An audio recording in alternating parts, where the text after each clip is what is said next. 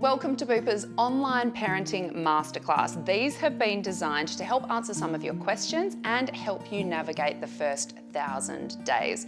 Today, we're tackling one of the trickier topics in breastfeeding, and I've got some experts here to help. Midwife, lactation consultant, and new mum Jess Krigstein, as well as Dawn from Roo Spotting and Chantel, aka Fat Mum Slim. Now, it's easy to assume for any mum to be, just like myself, that breastfeeding is the most natural thing in the world, but I can tell from the looks on these three women's faces right now that that may not be the case. Yeah, no. Jess, what are we looking for? What's the ideal when it comes to breastfeeding? So it's recommended to breastfeed for the first 6 months, and that's because this milk is the greatest source of nutrients for the baby in that time. It also is impossible to replicate as it is always changing to suit your baby's needs. It's also a really easy way to bond with your baby. However, it's kind of like learning to dance where you don't always know what your partner's doing, which in this case is bub, which makes it really hard to coordinate the two things together. Okay, so it's definitely not for everyone. Dawn, tell me about your experience. Well, I had everything go wrong under the sun with me. Luckily, my daughter was a great feeder. She's one of the only babies they've ever seen leave the hospital who actually gained weight. But I had mastitis, I had thrush, I had all kinds of issues, too much milk and then not enough. I think it's one of these things I just thought would happen. My mother breastfed, so I assumed that I would. I knew nothing about it going in, and it is tricky. It's like a dance, as Jess said. Both of you don't know what you're doing, and you have to figure out what each other needs. So what are some of the challenges then, Jess? What do people tend to come up against? Because it's not as easy as it looks. No, I'd say the hardest thing is being confident to understand the cues that your baby's giving you. So are they wanting to feed? Are they still hungry? Are they supposed to be feeding all through the night, all through the day? And what a woman's breasts are like. Is it going to be an easy fit? Is the baby's mouth going to open wide enough? Are they going to come off and on, and is it going to be painful for the woman?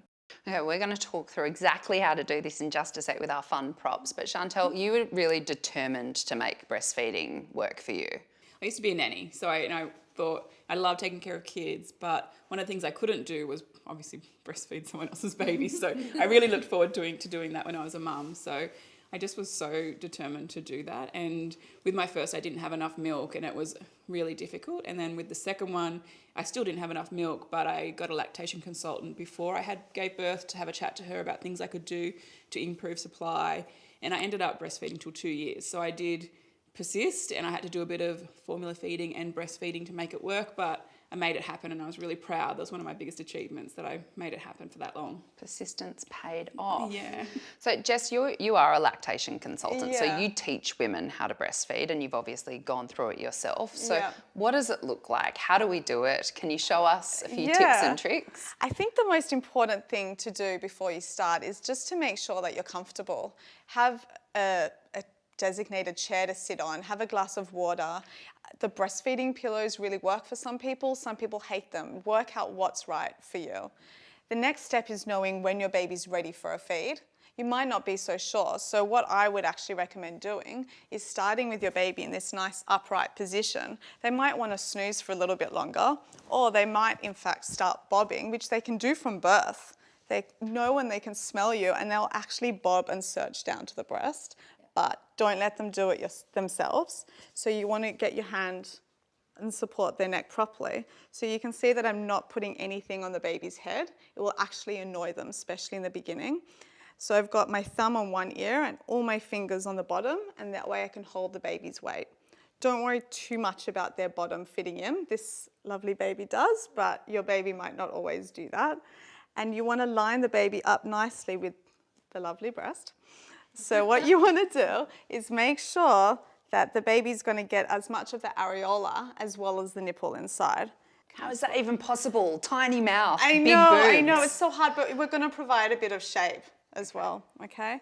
So I'm going to be squeezing the breast a bit like this, and that's going to help when the baby opens wide. So I'm going to move the nipple above the top lip. I'm going to wait for the baby to open wide, and only when they do that, that might take 1 second, that could take a little bit longer, okay? And as soon as they open wide, I'm going to wham, push that baby onto the breast. It's a soft breast. Even a full breast is soft and you won't hurt the baby.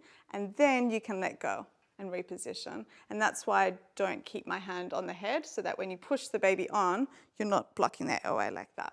And there are different positions that you can use. But did this sort of position work for you guys, or were there other positions that you had to use? For me, this was the position that worked best, and then lying down in bed on my side also worked well. But for some people, the football hold, which is having the baby this way. Did you do the football hold? I did. I had to try that actually when I had a blocked duct, and switching positions can sometimes help release that milk that's stuck inside. And for a while in the beginning, when I had an excess of milk, it was coming out so fast that my daughter was choking on it. So I would have to actually feed her laying down. So she'd be on top of me. So my midwife explained it. It's like, can you imagine trying to drink a soda on your back or through a straw? So that's what we did, and it worked. All right, so let's talk through the early days, because I've heard about this feeding frenzy, which sounds amazing, like an all-you-can-eat buffet for them and not that fun for mum. So what's the deal? Yeah, the first 2 weeks, it's going to take that long to bring in that mature milk. So because of that, your baby's feeding because they're hungry, but they're also feeding to bring in that mature milk. In the beginning, you produce colostrum, which is very high in protein, and you only make about 37 grams in 24 hours, which is this. Right. Absolutely tiny, and your baby's stomach is the size of a small marble at this time. The baby's really sleepy in that first 24 hours, which is allowing you to be relaxed and to bond with your baby. Then slowly things pick up, and then definitely go into the feeding frenzy. And if your breast's already damaged because of poor attachment, it's going to make this feeding frenzy really difficult. But what's important to remember is to not lose your confidence. Your baby's not starving. They're tasting that this colostrum's changing to milk, and they're getting so excited, and they just want to feed, feed, feed. So make sure at around that 48-hour mark, you got someone staying overnight with you that can handle that baby every time you finish a feed. One of the things that I hear mums say a lot, and I heard you just touch on it then, is I'm scared that my baby's not getting enough milk, because that was something that you dealt with, wasn't it, Chantel? Yeah.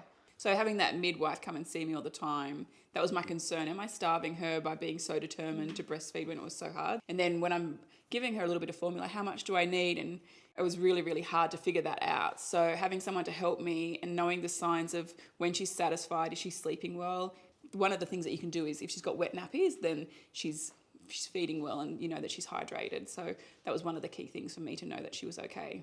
Yeah, and when they're putting on weight as well, like you'll have your checkups with the maternal and child health nurse. She'll either come to you or you'll go to the child care center in your neighborhood. And as long as they're putting on weight, generally that's okay. And then wet nappies as well. Who can you call for assistance if you don't have access to a lactation consultant? Who's the best person to talk to? Because every woman in our lives has got a different way of doing things. So what sort of professional support did you guys lean on? I saw my GP first, and I think that was a great starting point. And then through the public system, you can have a midwife up to the first 6 weeks at no cost. So my practice, where my GP is, provided that midwife, and she actually came to my house nearly every day because I was that determined to breastfeed with my second baby. And so I had her support with positioning and supply, and everything I needed she gave to me, which was really great. So with me, it started with my GP. For me, it was my maternal and child health nurse. So she checked on me and on the baby, gave me a few different feeding options to try. I called the ABA, I called my midwives, who were fantastic. So for me, I just had to seek out enough information and try a few different things until we found what worked for us. I Googled, I did everything, but I tried and I kept going. So even though it was a tough experience, I persisted. We've had a question come in from a mum saying, nobody told me that breastfeeding was painful. What's the deal? I would never have assumed that it's painful. What is it about it that causes pain or can cause pain? Yeah, so it's not painful for every woman, but it's something new. I mean, most women, their breasts aren't being sucked on until they give birth, and you're tired because you've just given birth. And then repetitively, you've got this baby sucking. It's crucial that they do have a wide open mouth, that they're taking the nipple as well as the areola, and that they're not on for too long, and they're not using you as a dummy. And this really is hard to learn, and that's why with the right support, you can make it work. So how does it work? Once you've learned how to latch there on the breast, how long does it take to drain a side? Do you use both breasts for each feed? How do you keep track of which side you've done when you're sleep deprived and can't remember? What do women need to know? It's really different for every woman, and what you both touched on before, it's, I think, really helpful to hear what other people are saying, but also to remember to concentrate on what's going on. There's so many books out there, and if the book sounds too good to be true, it is. Every baby's different. We don't get up at the same time every night to go to the bathroom. We don't eat lunch at the same time every day. So why do we put that expectation on the baby?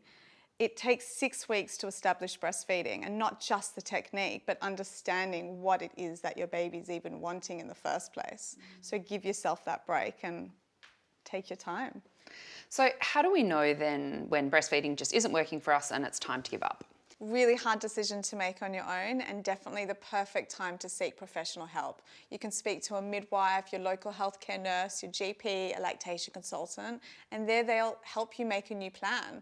It might be that you breastfeed, you might have express milk that you can top up for that baby, or you might be mixed feeding where you combine formula, or it might be that it's just not working anymore, and that's okay. And that's when you will move on to formula feed your child. Okay, so important to remember that it doesn't work for everyone and it just doesn't matter. It's about healthy mum, happy baby, healthy baby. But if you are going to breastfeed, I've heard that you need to ramp up your nutritional intake. So Dawn, what did you do? Well, if you thought you were hungry while you were pregnant, breastfeeding takes it to a whole nother level. So first of all, you're going to be extremely thirsty. So keep bottles of water everywhere, especially in your feeding station. Healthy snacks, bananas, homemade granola slices, dehydrated chickpeas, nuts, things that you can grab that are high in nutrition, high in protein, that you can just stuff in your mouth with one hand while you're feeding your baby. One-handed snacks. Yeah, I like it. one-handed On the snacks. shopping list. That's right. Nice. So top tip for success for happy mum and happy bub. Dawn. Do what works for you and your baby. I know that we all want to breastfeed because we know that it's better medically, nutritionally, but if it's not working, don't beat yourself up. A 10-year-old's not going to know the difference if he was breastfed or not. Like, just take care of your child, take care of yourself and your health and well-being, and don't beat yourself up. And same, I think I just wouldn't have put so much pressure on myself to, like, loved breastfeeding, but I did put that pressure on myself that I didn't really need to have. So it was hard, and I enjoyed it, but take the pressure off and I think take it a little bit easier on myself. Oh, good. I feel much better about it now. Good.